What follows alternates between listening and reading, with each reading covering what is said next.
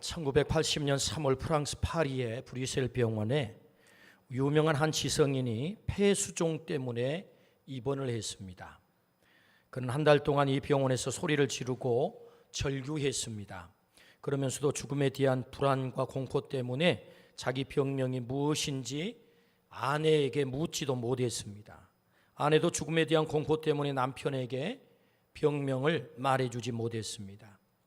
그는 20세기의 모든 억압으로부터 자유의 커다란 발자취를 남겼던 무신론주의자이며 실존주의 철학자였던 사르트르입니다. 그는 1980년 4월 16일 입원한 지 한 달 만에 병원에서 그렇게 세상을 떠나게 되었습니다. 그가 세상을 떠나고 난 후에 신문들이 떠들기 시작했습니다. 사르트르가 왜 그토록 불안과 공포 속에서 죽어가야 했는가? 죽음으로부터 자유를 그렇게도 외쳤던 그의 말로가 그토록 비참했던 이유가 무엇인가? 그때 어떤 독자가 신문사에 이런 글의 내용을 투고했습니다. 사르트르의 말로가 그렇게도 불안과 공포로 비참했던 이유는 사르트르에게 돌아갈 고향이 없었기 때문이다. 그는 평생 앙가주망을 외쳤던 사람입니다. 모든 구속으로부터 자유를 외친 사람입니다. 앙가주망, 모든 구속으로부터 자유. 그러나 정작 자신이 죽음 앞에 놓였을 때 죽음의 공포로부터 자유로울 수가 없었습니다. 그는 돌아갈 본향이 없었기 때문입니다. 돌아갈 본향, 천국이 없는 사람은 죽음의 두려움에서 벗어날 수 없습니다. 아무리 대단한 사상과 철학을 설파하였다 할지라도 인간은 결국 죽음 앞에 서게 됩니다. 죽음은 우리에게 천국과 지옥 두 가지를 결정하는 시간입니다. 주님은 우리에게 천국을 말씀하십니다.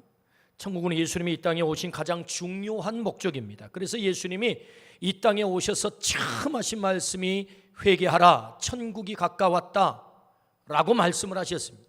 내가 이 땅에 온 목적 바로 천국 때문이야. 나는 천국을 가지고 왔어 라는 주님의 자신의 목적성을 말씀한 거죠. 우리는 모두가 시한부생을 살아가고 있습니다. 불확실한 우리의 미래 가운데 가장 확실한 것 한 가지가 있다면 그것은 한 사람도 예외 없이 죽음 앞에 선다는 사실입니다. 이것만큼은 확실합니다. 죽음은 천국과 지옥이 영원히 결정되는 순간입니다. 사람들은 말합니다. 하나님이 어떻게 지옥에 보낼 수 있느냐고, 사랑의 하나님이 어떻게 지옥으로 사람을 보낼 수 있느냐라고 질문을 합니다. 사실 하나님은 처음 계획하실 때 에덴 동산 내에 낙원을 계획하셨습니다. 인간이 스스로 범죄함으로 천국 문을 닫아버린 것입니다. 그러므로 인간 모두가 지옥에 갈 수밖에 없는 존재가 되었습니다. 아예 천국에 갈 수 있는 길이 없어진 것입니다. 그런데 사랑의 하나님께서 닫힌 천국 문을 여셨습니다. 그리고 하나님은 이 땅에 80년 이상 우리에게 기회를 주고 있는 것입니다. 야, 너 천국 갈래? 너 천국 꼭 갔으면 좋겠어 라고 80년 이상 이 땅에 우리를 두시고 계속해서 기회를 주는 거지요. 천국을 준비할 수 있는 기회 말입니다. 원래 길이 없었는데 독생자 하나밖에 없는 아들을 이 땅에 보내서 죽으면서까지 천국의 문을 열어놓으신 거예요. 때문에 하나님은 지옥을 보낸 나쁜 하나님이 아니라 없는 길을 여신 좋으신 하나님, 천국의 문을 여신 좋으신 하나님인 줄로 믿습니다. 우리에게 80년 이상이나 기회를 허락하신 하나님이란 말이죠. 예수님은 제자들을 부르자마자 산상수련회를 하셨습니다. 첫 번째 훈련 과목은 팔복, 너의 가치관을 좀 체인지해야 되겠다. 네가 추구하고 있는 삶, 네가 추구하고 살아가야 될 삶, 그 세상적인 복이 아니야. 팔복이야. 너의 가치관을 체인지해. 이게 첫 번째 수련회, 첫 과목이었습니다. 두 번째 과목은 너는 모델이야. 내가 너를 소금 모델, 빛 모델로 불렀어. 네가 세상에 소금이 되고 빛이 되면 참 좋겠다라고 우리를 모델로 불러 훈련을 시켰단 말이죠. 세 번째 훈련은 가장 중요한 천국에 들어가는 훈련입니다. 너 천국에 꼭 들어가야 돼. 그 천국에 들어가려면 너 이렇게 해야 된다 라고 세 번째 과목이 뭐예요? 천국 들어가려는 훈련이란 말이죠. 오늘 우리를 훈련시키는 것입니다. 오늘 말씀을 통해서 우리 모두가 하나님께서 그렇게 우리에게 기대하시는 이 천국에 들어가는 삶을 사시기를 주의 이름으로 축원합니다. 주님이 이 땅에 오신 목적을 이루어드리는 게 뭐예요? 우리가 천국 가는 것입니다. 그렇다면 어떻게 해야 천국에 우리가 들어갈 수 있을까요? 오늘 20절 말씀입니다. 20절 우리 같이 한번 읽어보실까요? 시작. 내가 너희에게 이르노니 너희 의의가 서기관과 바리새인보다 더 낫지 못하면 결코 천국에 들어가지 못하리라. 아멘. 대단히 심각한 말씀을 하고 계세요. 너희 의의가 서기관 바리새인의 의의보다 더 낫지 않으면 너 결코라는 단어를 쓰고 있다는 사실을 주목하세요. 네가 반드시 천국에 들어가려고 한다면 서기관과 바리새인의 의의보다 더 뛰어나야 돼.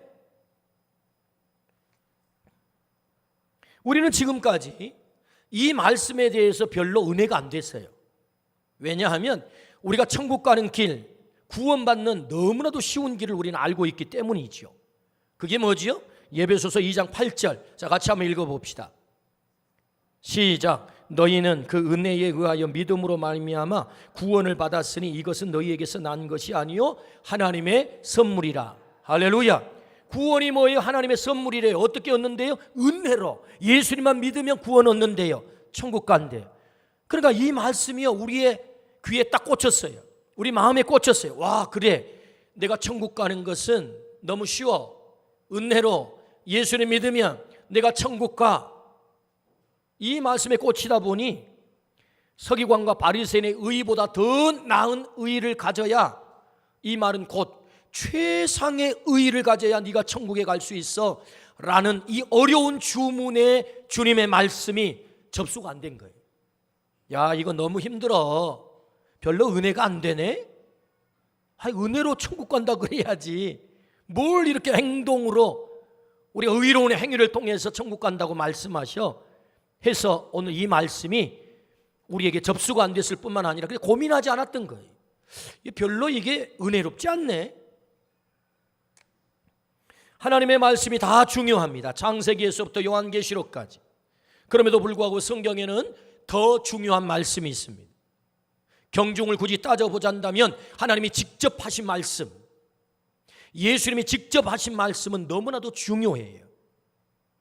그러나 여러분, 바울 사도를 통하여 주신 말씀은 예수님이 하신 말씀에 비하면 2차적인 말씀입니다. 사실은 더 중요한 말씀은 예수님의 입으로 직접적으로 우리에게 주신 말씀이에요. 때문에 오늘 본문에서 말씀하시는 천국에 들어가는 말씀은 대단히 중요한 말씀인 것입니다. 우리가 은혜가 되든 은혜가 되지 않든, 어렵든 어렵지 않든 그것 관계없이 예수님께서 직접 천국에 들어가려면 너 서기관과 바리새인의 의의보다 더 나아야 돼 라는 말씀은 너무나도 중요한 말씀이다. 오늘 이 말씀을 우리 주님의 말씀으로 믿기를 주의 이름으로 축원합니다. 심지어 예수님은요 이렇게 말씀하세요. 마태복음 7장 21절 말씀입니다. 우리 같이 한번 읽어보실까요?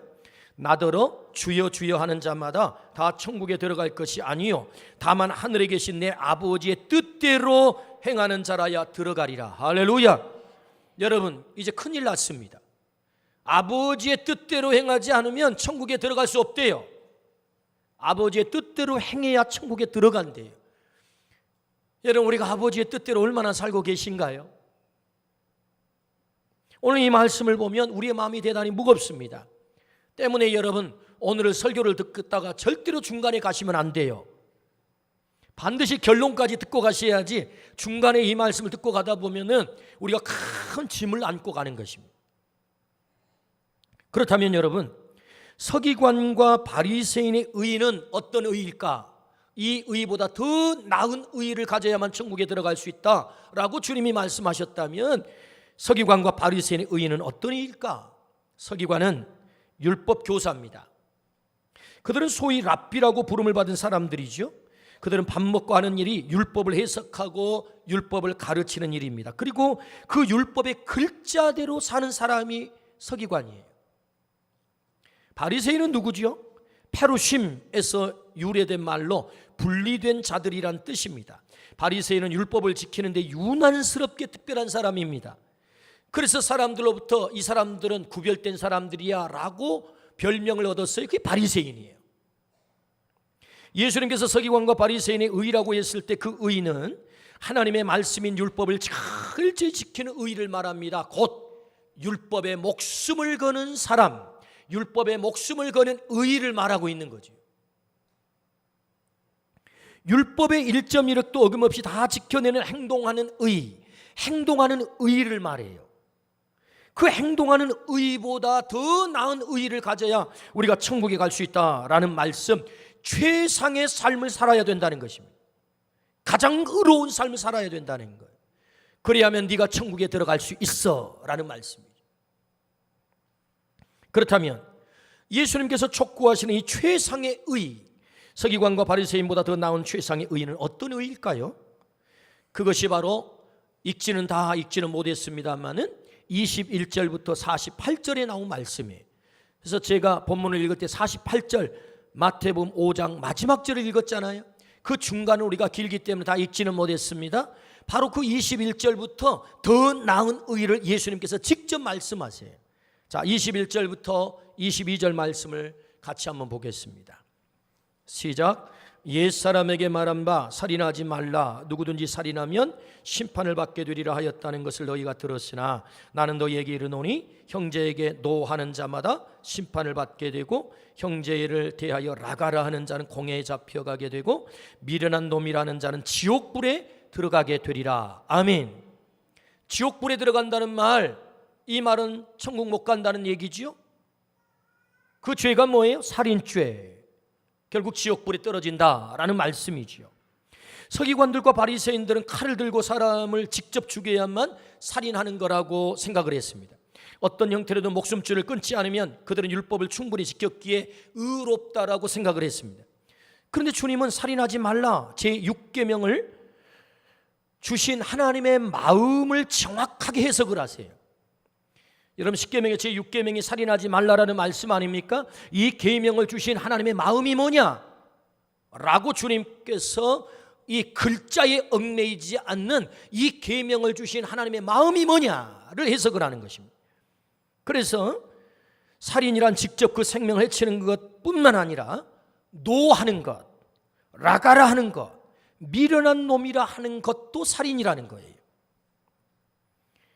그래서 그들은 심판을 받게 되고 지옥불에 떨어진다라고 주님이 말씀하십니다. 생명을 다치게 하는 어떤 일도 해서는 안 되는 것을 말씀하지요. 적극적으로는 더 나은 의란 어떤 경우에도 생명을 지키고 생명을 살리는 일을 해야 그 의를 가질 때 네가 천국에 들어갈 수 있어라고 말씀하는 거지요. 여러분, 여기 노함이라고 하는 말, 화를 낸다는 말인데 우리는 얼마나 자주 화를 냅니까? 여러분, 화나게 해서 상대방의 감정을 다치게 하는 것, 내가 화를 내가지고 내 감정이 컨트롤되지 않아가지고 상대방에게 상처를 입히는 게 뭐예요? 그게 살인이라는 거예요. 이 감정적 살인을 말하거든요. 심지어는 여러분 요한일서 3장 15절에는 이렇게 말씀을 하세요. 자, 같이 한번 읽어봅니다. 시작. 그 형제를 미워하는 자마다 살인하는 자니 살인하는 자마다 영생이 그 속에 거하지 아니하는 것을 너희가 아는 바라. 미워하는 것도 살인이라는 거예요. 여러분, 큰일 났습니다. 우리 가운데 미워하지 않는 사람이 누가 있습니까? 우리는 수없이 많은 감정적 살인을 저지르고 온 거예요. 살인하지 말라 했다라고 하는 말은 너희가 감정적 살인에서도 떠나야 된다라는 주님의 말씀이거든요. 그래야 그 의로 너희가 천국에 들어갈 수 있어 라는 말씀이거든요. 여러분, 라가, 이스라엘 사람들이 사용하는 욕입니다. 우리는 얼마나 자주 쉽게 욕을 하며 삽니까? 그런데 우리의 욕이 언어폭력이 되고 살인이 될 수 있다라는 말씀이죠. 말은 한 생명을 살리기도 하고 한 생명을 죽이기도 하는 것입니다. 초등학교 4학년 미술 시간입니다. 한 아이가 미술 시간에 준비해 와야 될 크레파스 스케치북을 못 가지고 왔어요. 너무 집이 가난해가지고 그 부모가 그걸 준비를 못 해준 것입니다. 지금은 아이들이 학교에서 다 이걸 준비해 주지만 얼마 전까지만 해도 개인이 다 준비를 해왔습니다. 선생님께서 이 아이의 형편을 잘 알고 너 준비 못 해왔구나. 그럼 옆에 친구라 좀 잘 쓰면 좋겠어. 애야 친구라 좀 같이 쓸래? 이렇게 좀 선생님이 해줬으면 참 좋을 텐데 선생님께서 이 아이에게 자식 너 또 안 가져왔구나. 다음부터 훔쳐서라도 가져와 라고 말을 한 거예요. 이 아이는 여기에 상처가 된 거예요. 훔쳐서라도 가져와. 상처가 된 거예요. 15년 후에 그가 성장을 했어요. 15년 후에 이 아이가 사형수가 되어서 사형장에 서게 됐습니다. 그는 사형을 당하면서 마지막 말을 남겼습니다. 내가 이렇게 된 것은 초등학교 4학년 때 선생님께서 훔쳐서라도 가져와 라는 그 말이 나를 이렇게 만들었다라고 말을 했습니다. 그 아이가 바로 우리나라를 발칵 뒤집어 놓았던 90년대 우리나라를 발칵 뒤집어 놨던 지존파 우두마리의 김기환이라는 아이예요. 영광 아이 아닙니까? 여기 영광. 모욕적인 선생님의 말 한마디가 그를 살인자로 만들 뿐만 아니라 그를 통해서 수많은 사람을 죽이게 한 것입니다. 우리 주님께서 살인하지 말라고 말했다. 그런데 너희가 라가 누군가를 향해서 욕하고 언어폭력을 행하는 것은 그것도 살인하는 거야 라고 주님이 말씀하는 거죠. 우리는 얼마나 우리의 거친 언어로 많은 사람을 죽이고 있습니까? 얼마나 많은 상처를 주고 있습니까? 때문에 여러분 살인하지 말라라고 하는 주의 말씀 앞에 우리가 자유로울 자가 없어요. 여러분 미련한 놈, 이 바보 같은 놈이라는 말 아닙니까? 그 사람의 명예를 훼손하는 일입니다. 명예훼손적 살인, 사회적 살인인 거예요. 주님은 우리가 명예적 살인으로부터 떠나라 그렇게 주님이 말씀하세요. 서기관과 바리새인보다 더 나은 의인은 이 감정적 살인, 언어폭력적 살인, 명예훼손적 살인 그 행위로부터 떠나는 것이야말로 너희가 서기관과 바리새인보다 더 나은 의이다라고 말씀을 하시는 거예요. 하나님의 근본적 마음을 가르쳐 주는 거죠. 살인하지 말라라고 계명을 주신 하나님의 근본적 마음이 뭐냐? 그 마음을 주님이 가르쳐 주시면서 서기관과 바리새인의 의보다 더 나은 의는 이거야 라는 말씀이죠. 때문에 말이죠. 오늘 이 말씀 앞에 저는요 사람 미워하지 않았어요. 언어폭력 행하지 않았어요. 누구의 명예도 한 번도 훼손한 적이 없어요 라고 자신할 수 있는 사람이 누가 있겠어요? 사실은 때문에 여러분 이 말씀을 듣고 보면 우리의 마음이 한없이 무거워지는 것입니다. 서기관과 바리새인의 의보다 더 나아야 우리가 천국을 갈 수 있는데 나는 내 의가 그렇지 못해. 우리는 이런 생각이 드는 것입니다. 어떻게 천국 갈 수 있다고요? 서기관과 바리새인의 의보다 더 나아야 한다고요. 그러므로 오늘 주님께서 마음으로부터 동기적 살인, 언어, 감정, 명예를 훼손하는 이것들로부터 떠나라 주님이 말씀하세요. 우리 모두가 떠나기를 주의 이름으로 축원합니다. 더 나은 행동적 의의를 요구하세요. 그래야 네가 천국 갈 수 있어 라는 말씀이지. 오늘 이 말씀을 듣다 보니까 우리 성도님들의 표정이 다 어두워지고 있습니다. 야, 나 큰일 났네. 나 천국 못 갈 것 같아. 계속 들어보시죠. 주님은 한술 더 뜨세요. 자, 27절부터 28절입니다. 오늘 이 말씀은 대부분 남자들에게 해당되는 말씀인데요. 자, 같이 한번 들어봅니다. 시작. 또 간음하지 말라 하였다는 것을 너희가 들었으나 나는 너희에게 이르노니 음욕을 품고 여자를 보는 자마다 마음에 이미 간음하였느니라. 주님은 한술 더 뜨세요. 생각으로도 지은 죄가 있다는 것입니다. 서기관들은 간음이란 실제적 행동이라고 생각을 했습니다. 그러나 실제적 행동뿐만 아니라 마음의 음욕의 동기마저도 간음이라고 말씀을 하세요.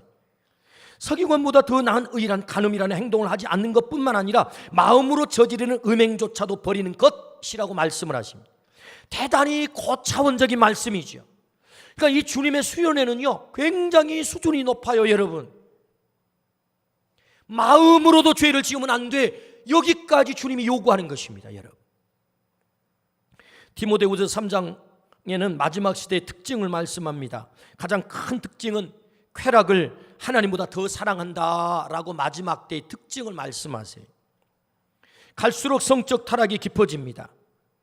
성적 취향이라고 말하고 개인의 자유라고 말합니다. 그 간섭하지 마세요. 그래서 우리나라는 사실 간통죄가 폐지됐습니다. 그 개인의 사생활이다. 뭘 나라가 법으로 그걸 제한을 시키냐? 그 알아서 그냥 살도록 내버려 두자. 그렇게 해서 그것도 다 폐지한 것 아닙니까?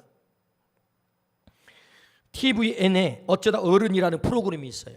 훌륭한 강사님들이 많이 나오셔서 거기에 강의를 하는데 제가 그 프로그램을 보게 됐어요. 오늘 말씀과 관계돼서 강의를 하나 소개해 보자 한다면 그 강사님께서 나오셔서 성과 관계된 말을 강연을 했어요. 근데 이 강사의 강연을 듣다 보니까요, 여러분 그 TV에서 전국의 백성들을 향해서 방영이 되고 있잖아요. 그 앞에 방청객들이 많이 앉아 계시더라고요. 그런데 이 강사가 강의를 하는 이 성과 관계된 이야기는 성은 어떻게 지켜져야 되는지, 그리고 결혼의 도덕성은 무엇인지, 왜 가정 안에서만 그 성이 사용되어야 되는지는 한마디도 얘기하지 않아요. 그리고 어떻게 아이가 생기지 않도록 도구를 어떻게 사용하고 어떻게 휴대해야 되고, 미혼 자녀들의 가방에서 그것들이 발견되었을 때 부모가 어떻게 반응해야 되는지를 가르쳐 주는 거예요. 이게 뭐예요? 저는 이 프로그램을 제 아들이랑 26살 먹은 아들이랑 같이 들었어요. 아들아, 너는 어떻게 생각하냐? 아버지 그건 묻지 마세요. 그러더라고요. 아빠 생각에는 저 강사가 얘기하는 게 물론 일부는 맞을 수 있겠지만 영 아닌 것 같아. 저건 조장하는 것 아니야? 어떻게 해서 효과적으로 아이를 생기지 않게 하는 것은 조장하는 것 같아. 그리고 나머지는 다 허용하는 것 같아. 어떻게 결혼이 순결하게 유지돼야 되고, 어떻게 성이 가정 안에서 사용돼야 되는지, 왜 그것을 우리가 지켜야 되는지에 대해서는 한마디도 하지 않고, 아이들의 가방에서 그것이 발견되었을 때 부모가 어떻게 반응할 것인지 이런 걸 얘기한다면 이게 뭐야? 아빠 그런 얘기하면요, 요새 젊은 애들이랑 대화가 안 돼요. 묻지 말라고 하더라고. 주님은 우리가 정결하기를 원하십니다. 생각으로 우리가 더럽혀지기를 원치 않으세요. 가정의 정결함이 지켜지기를 원하고, 정결한 자녀들이 태어나기를 원하고, 때문에 주님은 결혼은 하나님이 짝지어 주신 것이다 라고 마태복음 19장에 정확하게 말씀하세요. 신적인 거다. 신적인 거. 이건 아무렇게나 만나서 아무렇게 사는 게 아니라는 거예요. 거룩한 것이다. 하나님의 작업이다 이게. 아멘. 별로 아멘을 안 하시네요.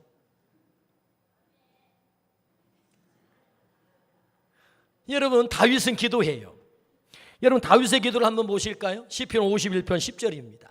같이 한번 읽습니다. 시작. 하나님이여 내 속에 정한 마음을 창조하시고 내 안에 정직한 영을 새롭게 하소서. 할렐루야. 여러분 다윗은 정말 이것에 대한 심각함을 깨달았어요. 하나님 앞에서 그렇게 기도해요.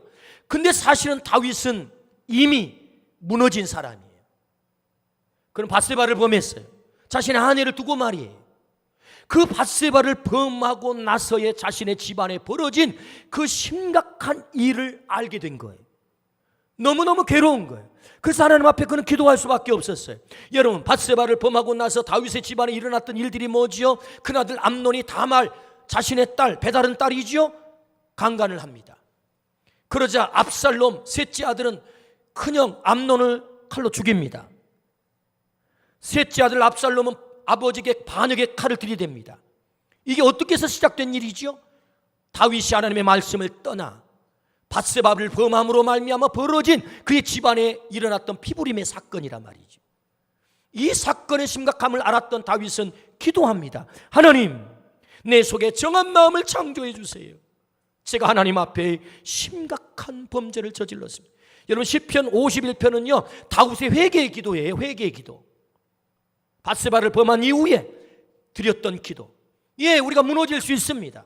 잘못 살아올 수 있어요. 그러나 여러분 하나님 앞에 다시 돌아가 회개하고, 하나님 저에게 정한 마음을 창조해달라고, 내가 그것들로부터 떠나게 해달라고, 정직한 영을 내 안에 달라고 기도할 때 하나님 우리를 다시 회복시켜 주실 줄로 믿습니다. 그래서 마침내 다윗은 하나님의 마음에 합한 자가 됐단 말이죠.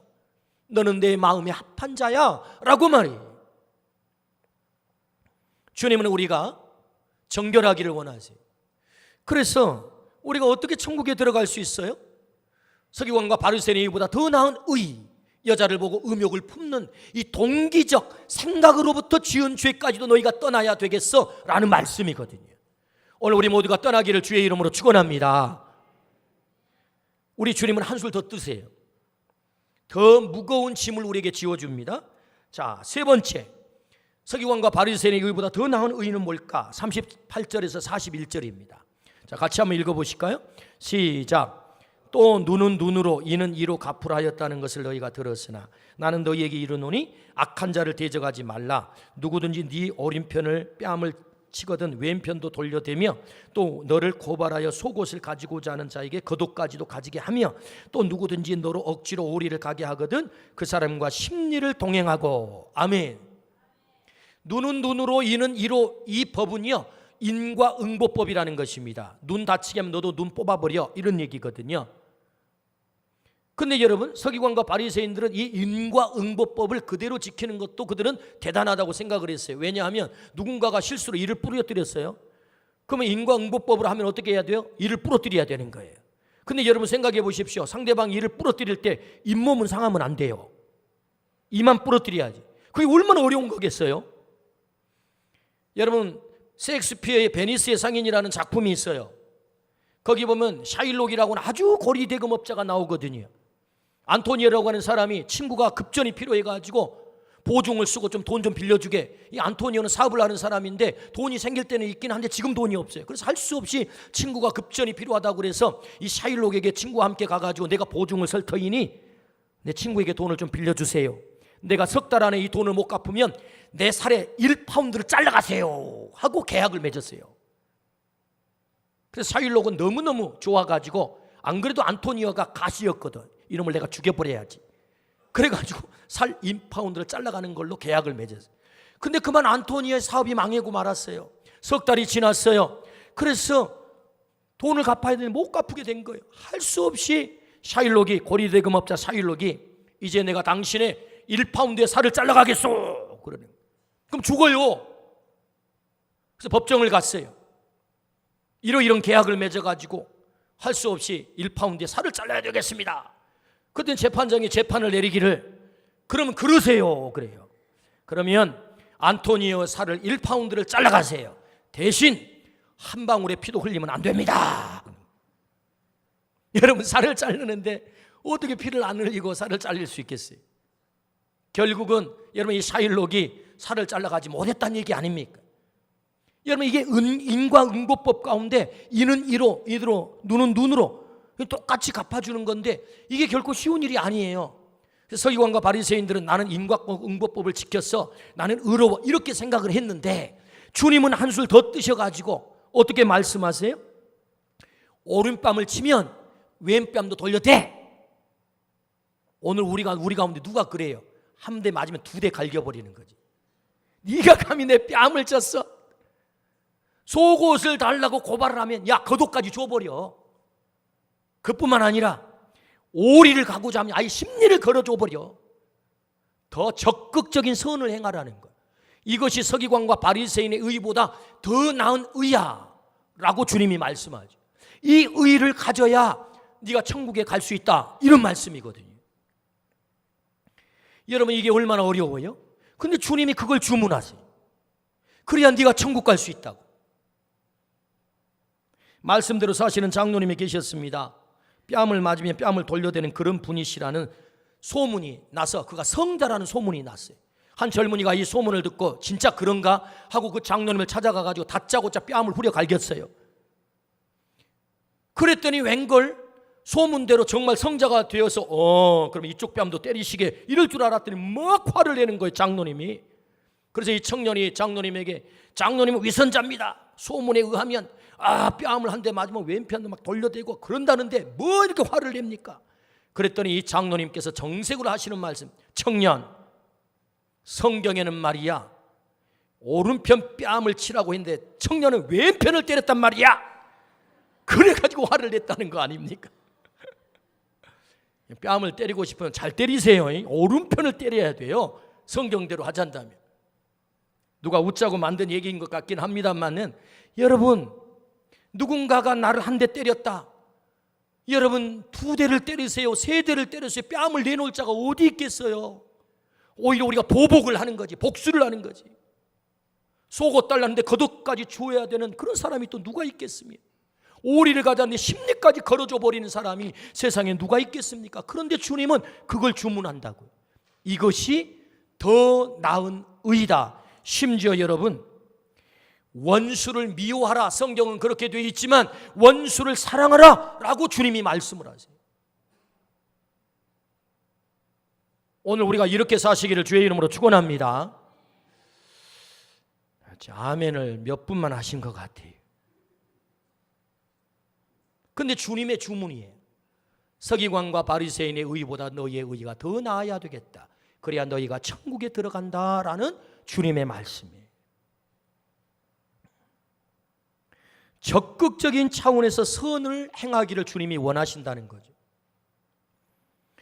주님은 마태복음 5장의 결론을 이렇게 맺습니다.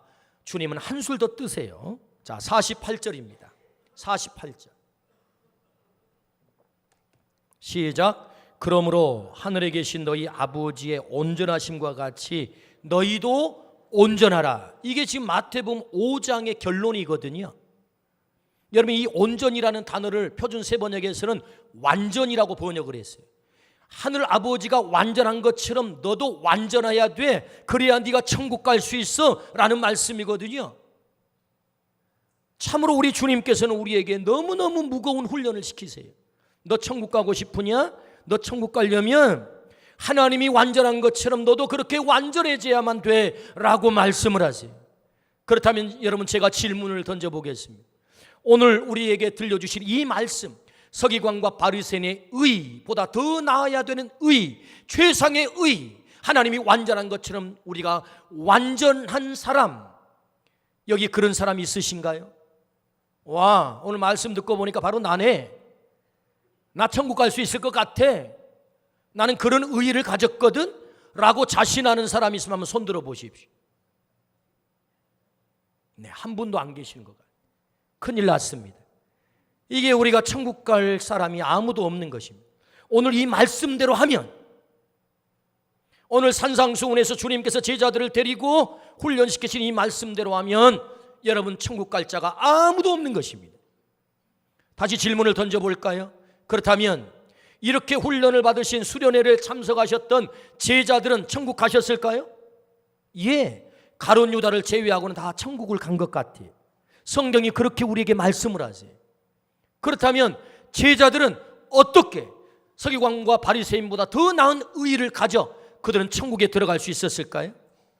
도대체 제자들은 무엇이 달랐습니까? 서기관과 바리새인들이 가지지 못한 그 의의가 도대체 무엇입니까? 그것은 예수 그리스도를 믿는 의, 우리가 의로워질 수 있는 것, 하나님의 완전함에 도달할 수 있는 것, 그것은 내 의 가지고는 안 돼요. 나의 행위의 의 가지고는 안 돼요. 그래서 바울 사도는 이 놀라운 사실을 깨달았어요. 오호라, 나는 공고한 사람이로다. 이 사망의 몸에서 누가 나를 건져내라. 내 안에는 두 법이 싸운다는 거예요. 하나님의 말씀을 좇아서 그 말씀대로 살아보려고 애를 쓰는 하나의 법과 죄의 법이 나를 끌어가는 그 법이 있다는 거죠. 그래서 내가 아무리 애를 쓰고 그 의로운 삶을 살려고 해도 내 안에는 죄의 법이 나를 삼킨다는 것입니다. 이 땅에서는 내 힘으로, 내 의로 내가 의로워질 수 없음을 그는 깨닫고 있는 거죠. 그러므로 우리 주님이 말씀하세요. 나의 의로는 절대로 천국에 들어갈 수 없습니다. 나의 의로는 절대로 내가 구원을 받을 수 없습니다. 바울 사도는 이 놀라운 사실을 깨닫고 율법이 뭐냐? 몽학선생이다. 몽학선생이라는 말은 예수님에게로, 하나님에게로 우리를 인도해 가는 길잡이라는 것입니다. 우리가 율법 앞에 서서 그 율법을 지키면 지키려고 할수록, 나의 의를 통해서 구원을 얻으면 얻으려고 할수록 우리는 절망하게 되는 것입니다. 맞습니다. 오늘 우리는 이 말씀을 들으면서 절망해야 되는 것입니다. 하나님, 그래요. 주님이 제시하시는 그 기준에 나는 합격할 수 없어요. 나는 이미 언어로 많은 사람들을 살인했고요, 감정으로 많은 사람들을 살인했고요, 많은 사람들을 미워했고요, 뿐만 아니라 내 마음속에는 많은 죄들을 품었어요. 그 사람을 보고 음욕도 품었거든요. 그래서 저는 그 길에 도달할 수 없어요 라고 우리는 절망할 수밖에 없는 것입니다. 나는 그 사람에게 뺨을 돌려대지도 못했고, 그 사람에게 내 겉옷을 주지도 못했고, 그 사람과 심리를 걸어주지 못했어요. 매몰차게 잘라버렸거든요. 나는 서기관과 바리새인보다 더 나은 의를 갖지 못했어요. 그러므로 주님, 저는 천국에 이를 수 없군요 라고 절망해야 된다고요. 절망. 이 절망으로부터 희망이 시작되는 것입니다. 그 희망이 뭐예요? 나를 의지하지 않는 것입니다.